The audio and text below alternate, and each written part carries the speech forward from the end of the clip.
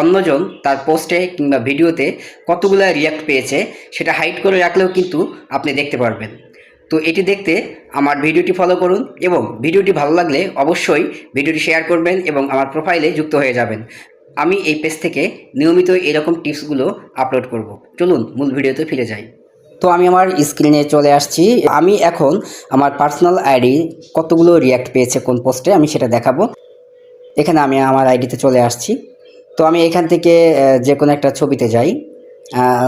আচ্ছা, এক্সাম্পল আমি এই ছবিতে যাব যেটাতে রিয়াক্ট দিলাম, এটা। আমি এই প্রোফাইলে আমার এখানে উপরে এই অংশটা থেকে এখানে মোর লেখা আছে, এখান থেকে আমি ফটোসে যাব। যেহেতু এটা ফটোস, আমি ফটোসে যাব। ফটোসে যাওয়ার পর এইখানে দেখুন আমার কোন ফটোটা দেখা হয়েছে। এই প্রথমে যে ফটোটা দেওয়া আছে এই ফটো রিয়াক্ট আমি দেখতে চাচ্ছি। তাহলে আমি এই ফটোতে ক্লিক দেব।